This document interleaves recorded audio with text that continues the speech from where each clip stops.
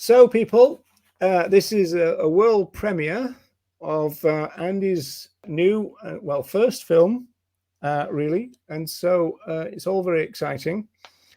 And so we've got a Q&A after this, and then we'll open it out for the chat. But I'm going to ask Andy my first question because to allow people to arrive, as it were, because it'll be good for people to watch all of it and not miss the beginning. So, so Andy, I was going to say, you recognize this? This is your first claim to fame. This is a really lovely. It took nearly as long to arrive to you in the post as this film took to make. Yeah, that's what it did. Yeah, that's bad.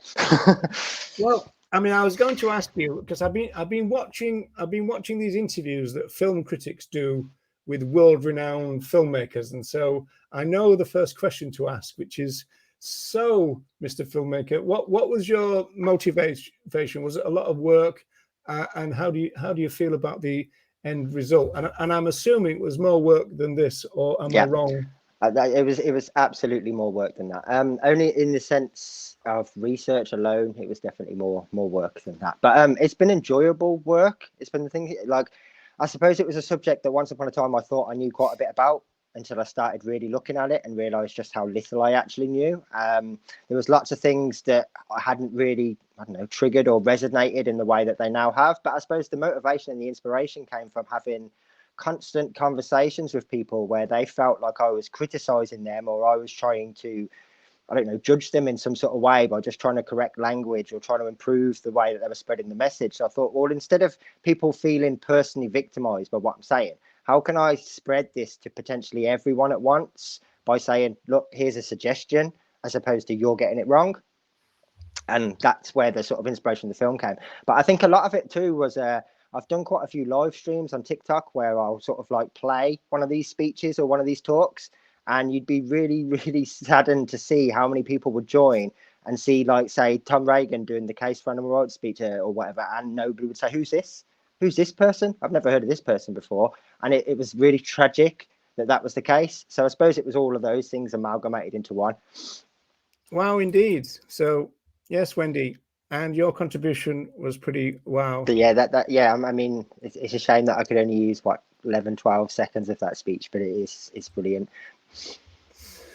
Right. So now, in terms of the questions that I want to ask you, there was a sequence there which you probably wouldn't expect in a vegan animal rights film, and I was thinking about the war footage. Right, one of our previewers was really moved by that.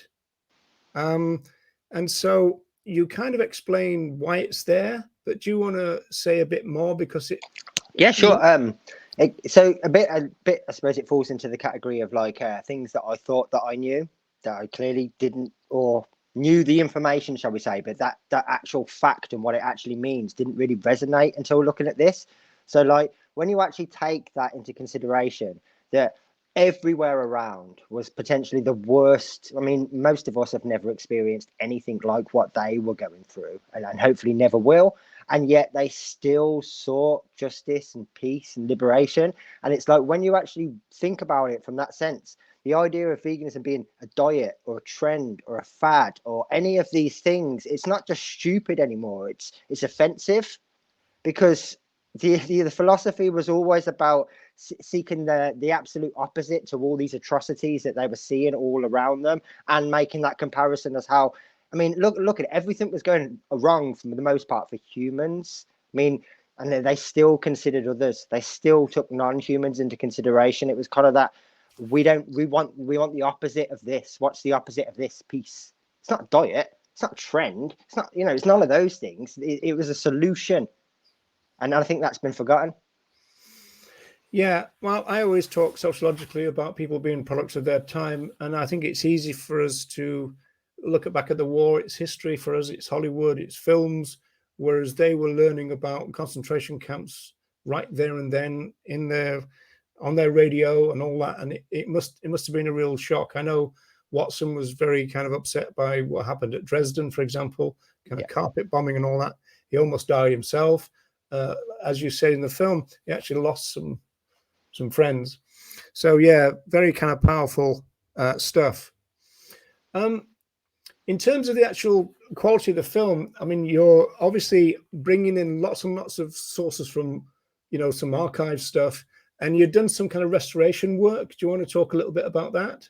Yeah, so the two main examples that you'll see it on is one particular Reagan clip towards the end, and the Kathleen Janaway stuff. Anyone that's tried to watch that Kathleen speech on here before, I mean, it's a great speech, but it's just such a shame that it looks like it was recorded by, I don't know, some infant. No offense, but like the camera's all over the place the entire way through, and the audio's terrible. So at least now, I have managed to clean up that entire speech. Obviously, I've only used a very brief segment of it in the film, so I think that's something that me and you potentially will upload, or certainly I will, and people can watch that again in a much better. I mean, there's not too much improvement in terms of the visuals, but the audio is massively improved. You could turn that into a podcast now, and it's listenable. It's not going to blow your headphones up, so to speak. And I'm more than happy to do that kind of thing going forward. I mean, one of the things that I did notice when I was doing this research is a lot of this footage now, it exists, well, a lot of it is on your YouTube channel or one or two other places, and it doesn't exist anywhere else. So it's not necessarily just about enhancing it because obviously it sounds and looks better, but it's about keeping that historic record alive, because in 10 years' time, there might not be internet archive footage of Reagan anymore. And I know what you're saying, Andy. We've got to act quickly because I haven't got long left. I don't know, but what I'm saying is, just say, for example, like we talked earlier about like copyright strikes. Imagine you got 3 in a week. That's the end of your YouTube.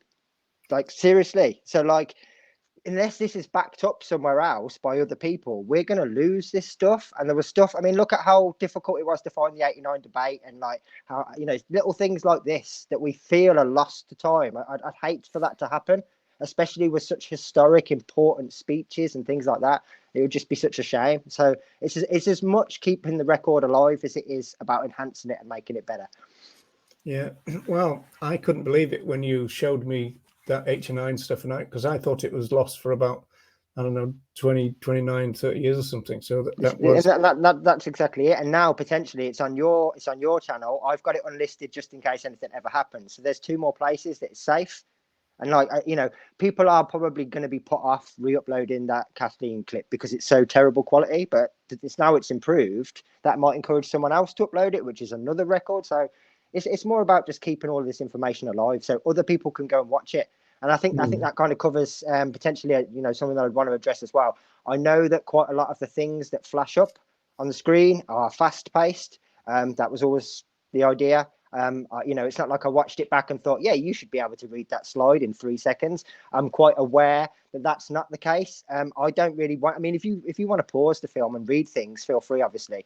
But most of it are snippets, they're clips, they're cropped bits. So the actual encouragement is for you, like, go and read Leslie Cross's essays, go and read this document, go and read that cover point article that Reagan and Francione did together. Go and read these things for yourself. You could look at it in exactly the same way that, take Francione's speech or Steve Best's speech. They're well over an hour, and I've only taken 2-3 minutes.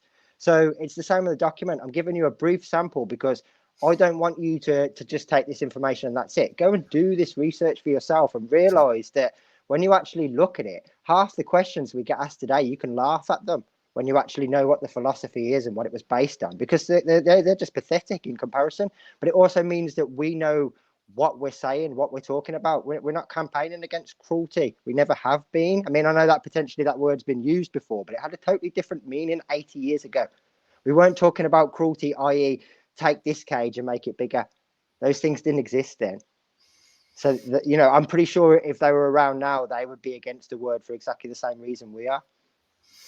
Yeah, the Kathleen Janaway thing is vastly improved, and because I think even the camera person was kind of catching the back of somebody else, and there's a few times where like they drop the camera almost, and it's kind of like, there's not too much I can do about that. But in terms of the audio, at the very least, like their shakiness, their hand movements, quite a lot of that has been reduced, and her voice is enhanced. So I had a talk that I did in Paris, filmed once, and the person filming fell asleep, and and so the camera, just oh no, what is it? The floor at the end, and so One amusing thing, I don't know whether people in the audience got this, is where Kathleen Janaway goes, the age of predatory man and woman. I don't know whether people saw that.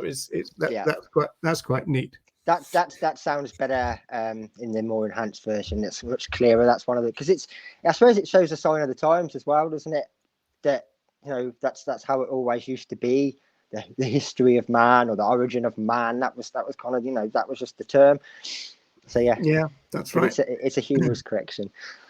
Now here's my most difficult question for you, because I want to first of all congratulate you about the gender balance. You've done really well in finding many voices of women for this, and of course we know that even though our movement is populated by women, finding footage of women is quite a task compared. But some people are going to say it's very white. Yeah. I'm sure they will, and there's no argument there from me. I mean, it is, but I can only kind of deal with the cards that I'm dealt, so to speak. I can only use what's available to me. So if that potentially is something that people are thinking about, let's make another film about rights-based activists in this decade right now. Send me to them, and let's change that. I mean, the one thing I would like to do going forward is, there's obviously lots of people that are already talking about this stuff, and that I don't pretend to know or claim to know, obviously, that are all over the place. Let's make another film that showcases the people that are already doing this, as opposed to just the ones from the past. So this is a perfect opportunity to correct that going forward. Because there's not too much I can do when we're talking about like archive footage and things like this. So I can only work with what exists, and that's a sad, sorry state of affairs, isn't it? It's the kind of hand you are dealt. My last question you've kind of answered already, because I was talking about kind of stylistic elements of it, and some of the previewers said that the text was moving too quick, and I wondered whether you designed it in the sense that you could watch it through and then watch it again and pause, but you're really saying that you prefer people to go to the I mean with some of the bits, obviously you most certainly could do that, or you could just pause it and you'd read the bulk of what is on the screen. However, the idea, I mean, if anyone's ever watched any of the videos that I make for my poems and things like that, everything is always fast paced. It is, because I don't want you to read this. If this is the problem that we have, people read a sentence from an essay and don't read the rest.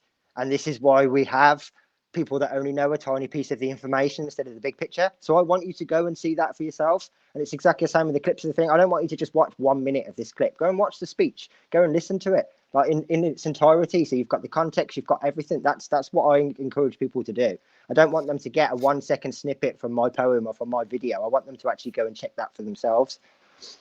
Yeah. So it's almost like, I suppose the best way of looking at it from a stylistic point of view, I'll give you enough to make you want to hopefully go and read the rest. If you're interested enough that you're like, I can't read this, go find it. It's there. Yeah, and you will help if they can't find it. Absolutely, yes. Somebody's asking what your YouTube channel is. It's notyourmum.notyourmilk, as far as I'm aware. Yeah. And it needs subscribers, people. So I'm not I've never been big on my YouTube, so it's only got about 45 subs or whatever. But I think it might be in the 60s now. I'm not sure. Okay.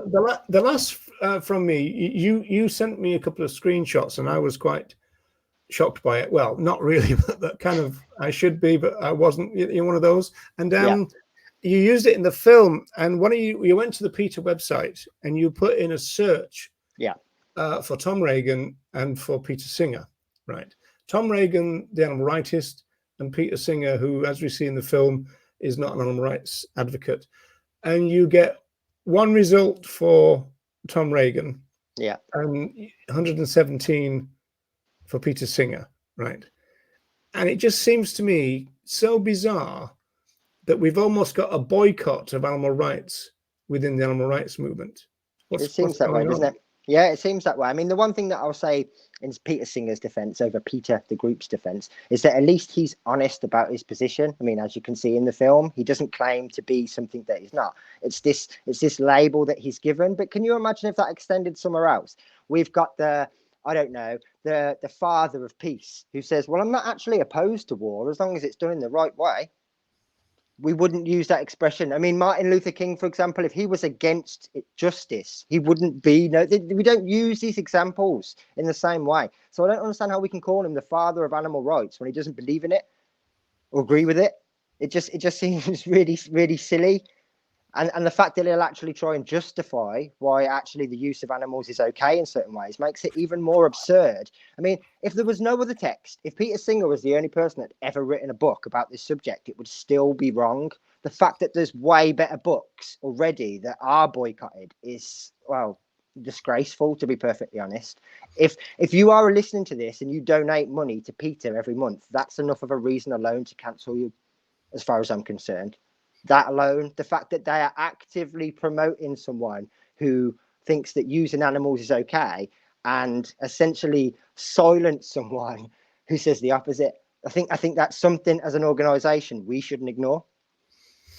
Yeah, this bit is actually it's not that, in the sense that he starts the book with a bit of an apology, but he also starts the book talking about human liberation, women's liberation, and women's rights. And a review came out in the early years, something about 76, saying, "Oh, you didn't talk about this right, you didn't talk about that right, and everything." And he responded to the review quite bitterly by saying, "Well, I didn't put the rights in there because it's not a rights-based book, and I regret even using the word now because it's kind of caused confusion." Yeah. And so he used to argue bitterly about that, but nothing much he could do, I suppose. So it wasn't that the liberation bit was the problem; it's the fact that he used the word rights that he regretted doing, in a sense. One hopes that the film will be discussed thoroughly within the welfare camps. We can hope. Yeah, I hope it's discussed all over the place, to be perfectly honest. Even if it's just to challenge it or to criticize it, I just hope it invokes some conversation.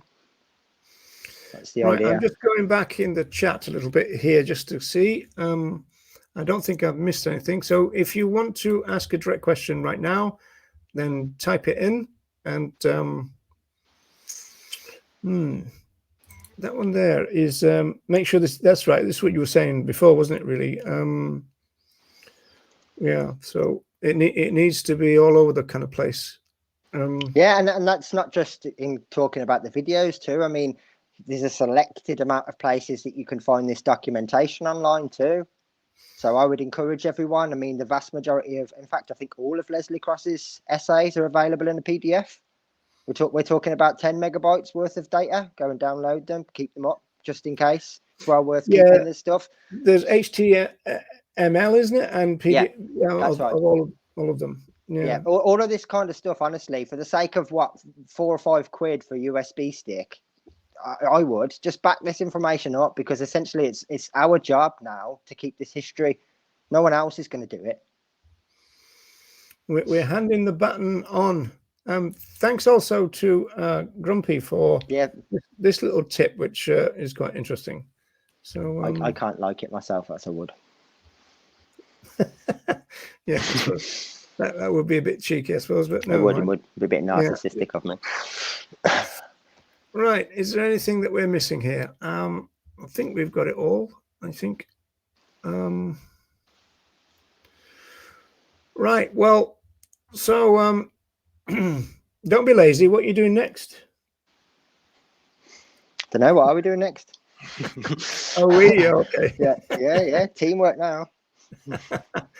Yes. But no, in all honesty, going back to what I talked about, sort of, i.e., different people. I know that there are other people that are talking about this stuff. I'm not trying to pretend they're not. I'm not trying to make out that there isn't anyone else doing this except a handful. That's not the case. But obviously, I'm not aware of these people. We're not all in the same circles all the time. But I would love to see these people. Please send me an email or a message. Send me their YouTube link, and let's make another film that shows, in terms of motivation wise, that this is being done.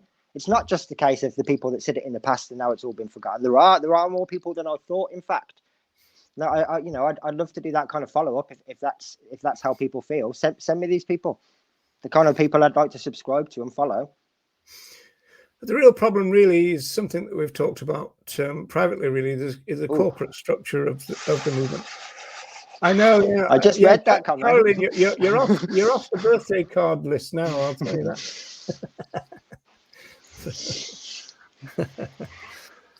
Okay. You've already done that, haven't you? Twice. Right. Yes, twice. I think you have to pay to meet me anyway. You need to send a super chat. Oh, there's a question. Who would you say are the top abolitionist activists out there right now? There's a couple that are featured in the film. There's people that are in our little circles. This is what I mean. I only really know people that I communicate with. In terms of big names, I don't want to be rude, but what do you think? Correct me if I'm wrong, but I don't know. Show me one. Well, in terms of big names, there seems to be a shift with Joey, doesn't there? Yes. Yeah. Most recently, yes, in some of the language and stuff like that. Although he still seems to be a denier that animals have rights, I suppose, in the sense that if he's trying to achieve them getting rights, then it's the same end goal. Yeah, he did say in a recent one that other animals don't have rights, which is obviously a misreading of the theory a little bit. But I mean, considering that he's probably fairly new to it compared with all the welfare socialization that he's had over 7 years. I mean, I think he's 8 to 9 years in now, right? And so there you go. So it might even be 10. Yeah. So in response to Colleen, I mean, I think the easiest way of doing it is we all can. We can all get it right. If you literally put a little bit of time in it, information to yourself about essentially what's in the film and more, you'll already come to that conclusion and you'll just act that way naturally. I don't necessarily think that we should be looking it up to other people to say who's doing this right so I can replicate them. If you go and seek this information and take it on board, you'll come to that conclusion by yourself, and you can do that yourself. Because at the end of the day, I mean, there's a perfect slide in the film that sums this up. We can't rely on certain, even if there's 50 brilliant big name abolitionist activists, we still need to do our bit too. Can't just rely on them. They're not going to solve this by themselves. So I wouldn't want to point to anyone, even if there was people. I would still encourage you to go and be one yourself. And the best way to do that is to just look back and realize that that's potentially what we should always have been doing. Right, Andy, I know you're a slow speaker, but you have to try and answer this one quick, because Graham's only got 2% battery left, so you haven't got a lead to plug in now. How can we support you to do more activism and to keep you being a critical voice for animal rights? Yeah, we've talked about a couple of things, but what would you say, Andy? Well, I never like talking about this kind of thing, but I do have a Patreon if anyone wants to sort of contribute in any way, shape, or form. One of the things, long time, I hate this kind of thing, like I said, but my laptop is probably on its last legs if I was going to continue to do this kind of thing, especially I mean, we talked before off air about the sort of justice speech. That'd be one that I'd love to spend the time in cleaning up, but at the moment my tech isn't good enough to do that. But I would like to going forward. It's stuff that I'd more than be happy to invest the time into. But at the moment, I haven't got that capability. But I don't like taking anything off anyone without doing something in return. So, yeah, like I would be at your beck and call, so to speak. My Patreon people kind of can tell me what to do, and I'd do it. That's sort of how I feel like they are my employees, so to speak, employers. Sorry, in that sense. Do you think Caroline's got her credibility back? Always for Animal Rights, which actually is a brilliant podcast. Yeah. And you can hear my interviews with Roger, Wendy, Lee Hall, Gary Francione, and many others. Well, you'll be on there next. Well, I'd happily do anything like that. Yeah. Right. Okay. I think we're probably. There was something I was going to say, and I've forgotten what it was now, but can't have been that important, I suppose. It might have been. Like we were talking about see, that's another thing, you see, the reason that it was the language point you made, and you talked about cruelty, and you talked about we tend not to talk about rights violations, this kind of thing, and of course a lot of activists are going to push back and go, well, there's reasons for that, aren't they?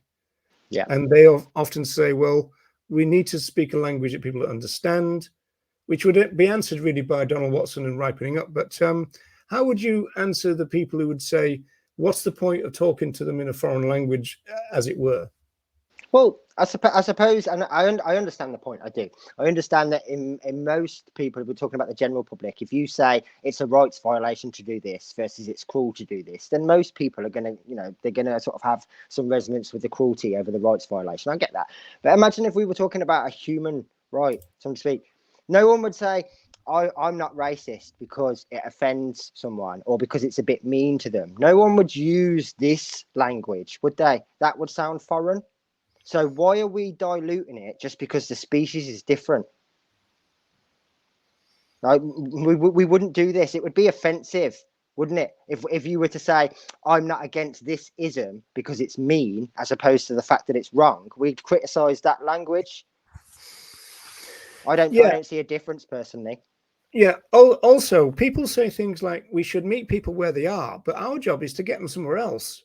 Exactly that. Where people are at the moment is, for the most part, ignorant to the amount of exploitation they contribute to. So meeting them where they are isn't really pulling them away from that. You might kind for a lot of time, and I don't mind saying it, you make them feel more comfortable about where they are, especially when you say, we're against cruelty, and people go, well, I've been to the farm where I buy this from, and it's fine. You've took cruelty out of the equation all of a sudden now. Everybody's always been to the farm, haven't they? Yeah, and all of a sudden, in this person's mind now, because the cruelty element has been taken away, they feel more comfortable about what they're doing. In exactly the same way it does with all of these like single issue campaigns and welfare. It only ever makes them feel more comfortable about doing it. We move further away actually from abolition, and I hope people have picked that up. Like these things don't necessarily ever get to you to where you want. If you want to look at the history, they actually take you further away from it because you've got a bigger wall to climb next time you challenge it, because people are now comfortable with where you've put them, and they can quite often turn around and go, but you said that wasn't right, so we changed it and now you're not happy. They've got this kind of leverage over you that you've given them when it was fundamentally wrong from the get-go, and you just didn't point it out. Yeah, I always say that no words are banned. So if people want to talk to you about cruelty, you can. It's a question then moving it on. And I think backing it up, isn't it? Yeah, Graham is right here, because I've done this on the street loads of times, and people understand what rights are, and they understand what rights violations are. You could even use words like rights abuses. Some of the human rights groups have switched, which is interesting linguistically. They've switched from saying rights violations to human rights abuses. I don't know whether that's because people understand that word a bit more, but I did notice that in literature has kind of happened. Well, I don't mind that too much. No, at least the focus is still on the rights. It's not ignoring that part. Yeah, there's a word. Well, I always appreciated that bit in the Wendy speech which you highlighted, which is we're not begging for mercy, because as everybody knows me, knows that is the weakest word ever in terms, Well, yeah. I mean, let's look at it in that sense. Let's take a petition that asks to reduce suffering. That is literally begging for mercy. Because a petition, at the end of the day, whether we want to admit it or not, is always begging. It's begging the government or whoever. You're begging them to change. You're not saying you better change this or we're going to do this. You're saying please change it. So you're begging. So yeah, you're begging for mercy if you make a petition about reducing suffering. And when you actually put it in those terms, it sounds really silly, don't it? So why are we doing it? Yeah, and please don't be cruel. But I mean, the lucky thing about the mercy thing is at least no one would be daft enough to call a campaigning group with that word. So at least we've got that at least. So so that's good. Colleen said Ronnie talks about people coming through gates where you greet them and then move them on in the right direction. Yeah, I mean it's like that, isn't it? You somebody comes to your house, you don't leave them at the door, so you take them somewhere else. So yeah, absolutely, yeah.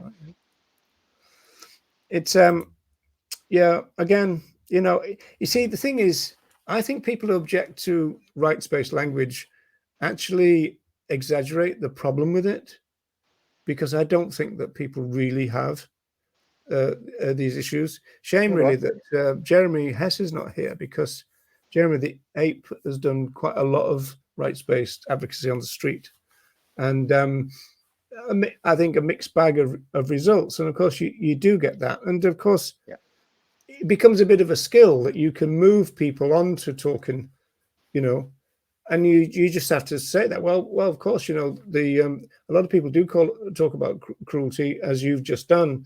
There's a more fundamental position which is based on animal rights, and as soon as you said that, it gives you the opportunity to explain what it is then. Exactly. Yeah. So it's not really a problem, really. And I mean, it's a much stronger case. So yeah, this is difficult, really, from a North American point of view, because North America's always had a bit of problem with children's rights, for example. So even human rights has been a bit of a problem for, Europeans have taken to rights better than North Americans. That's what I'm kind of saying, really.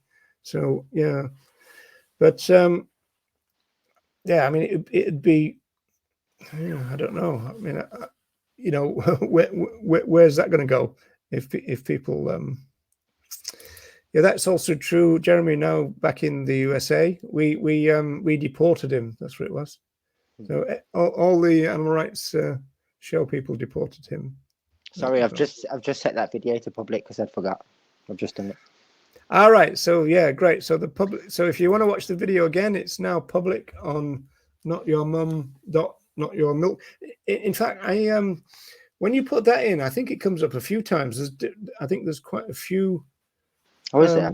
Yeah, I noticed well, that. Mine has definitely got a full stop in between, so it's not your mum. Right. And mum is spelled M-U-M, not M-O. Yeah, not mom. Not mum. Certainly not ma.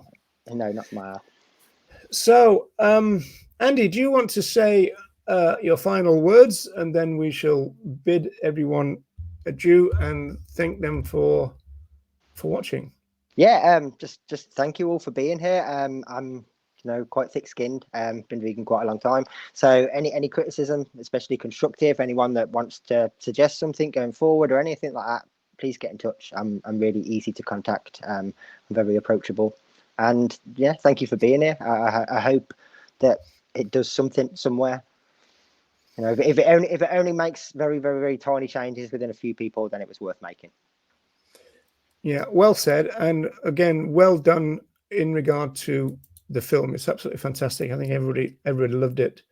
I haven't read the case for animal rights, but isn't the premise that if humans have rights? Well, this is really interesting, right? Peter Singer said that. He said, well, if humans have rights, then surely other animals have rights too. Of course, the point that people didn't realize is that he said if, because he doesn't think that humans have rights. Have rights either. So yeah, I mean, he'll talk about legal rights and everything. So yeah, it's that's an interesting one. And another thing to say there is that yes, it is an extensionist idea, but more modest. So we talk about negative rights. So in other words, in terms of, if you want to put it this way, other animals would have fewer rights than humans, because they wouldn't have the ones that are relevant just to humans, the positive rights. So as Reagan always says, we're not talking about ballet lessons for pigs and the right to education for cows and this kind of stuff. Right, I'll echo this. Well done, Andy. Such an amazing contribution to the cause, which will benefit immensely, I'm sure. So people, thank you so much for watching. Sadly, I don't have a flashy end thing. So if it's possible, just play the last 10 seconds of the video again. That little clip by Reagan always fills me with just like sunshine. Okay, let me see if I can do that. Let me just see. Because it's just perfect. Continue to spread the message of just. Well, I can do it from there, I think. So let me see if I can get us back. Hang on, let me get rid of the comment a little bit. Sorry, Colleen, about that. Justice, peace, and liberation for all, and strive for a future based on respecting animal rights, not polishing up human wrongs. What history teaches us is that a few good people who are determined and who are persistent, who don't give up, can change the world. So what we have to believe as activists is that we're not going to do this tomorrow. The wall of oppression has to be taken apart a brick at a time. When we get a critical mass of people, change will occur. That's how I go to sleep at night. That's how I get up the next morning.